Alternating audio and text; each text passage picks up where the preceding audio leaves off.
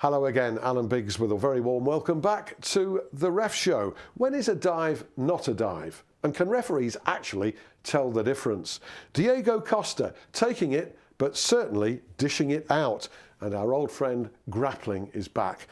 Not welcome, but he's back. Swansea won, Crystal Palace won. There was a late penalty awarded here by Martin Atkinson, which Gary Monk, the Swansea manager, questioned. I must admit, I saw this several times and I couldn't work out whether there was a penalty or not. What did you think, Roger? Yeah, I think everybody's looking at upper body. And I think when you look at feet, the defender actually catches Shamak on the side of his boot ankle. And that's what sends his leg sideways, and that's why he comes down. So I thought the call was sound. Okay, right. I really did. So this is a late penalty awarded by Martin Atkinson. I think it was John Joe Shelvey who made the challenge. Yes, I did notice in that game, I think it was shortly before that goal came, there was a corner, and there must have been prolonged grappling. In fact, I counted 3 seconds possibly of a Swansea player, I think it was Boney, the striker, with his arms right round a Palace player in the area before the ball came in and during the flight of the ball into the box. This is where we keep saying about it. You know, we keep saying the referee has got to step in early. You know, we've got to get to a situation. We talk about brandishing cards and people getting booked and what have you. So, you know, we've got to get in there and stop it at the source. Well, so if they're allowed to do it before the ball's kicked, then they're going to carry on doing it. But really, it needs a penalty being awarded. Exactly, yeah, definitely. It does. Do us all a favour. Yeah, I think the other thing that was disappointing for me in that particular game as well was Shamak himself. And the dissent by action, the verbal dissent, chasing the referee.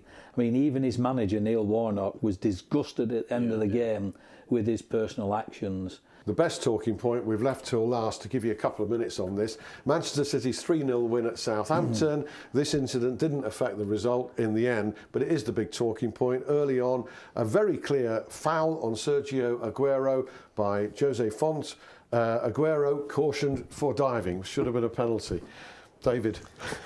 It's crazy. It's crazy. You know, people are getting labelled as diving, so when they're getting kicks, referees are looking at it and saying he's simulated. And of course, you can't repeal a yellow card. No, that's a weakness in the disciplinary system, isn't it? Well, it's been in force for a long time, and I think it's proven that it's the right, because they had so many appeals going back. Yeah.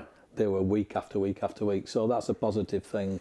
But I think coming back to what we've been advocating, where these incidents are looked at by a team, and if there has been no dive and the player has been cautioned incorrectly, then remove the caution.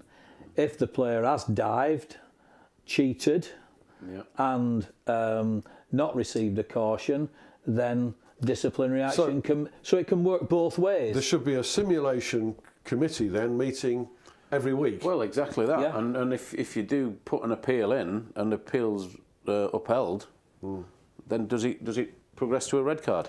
Well, it certainly has to. You know, it would in the judicial system. You know, if you appeal against, your sentence can get higher. Yes. If you sat there saying, well, all right, we've won 3-0, Man City are not going to go for the appeal, are they? On a yellow card. Now, if it was a little tight one, they needed him for the following week. But some of these are so easy to tell on video, and they're not easy to tell in real time. Yeah. So Mike Jones was caught out on that occasion. Yes. He's certainly not the first, and he probably won't be the last. It is a problem within the game that probably, at root source, only the players and managers, they're in the best position to sort this out, aren't they, and to resolve it. So that completes this week's Ref Show. My thanks to Roger Dilkes and again to David Hirst. Hope you can join us again next week. Bye-bye for now.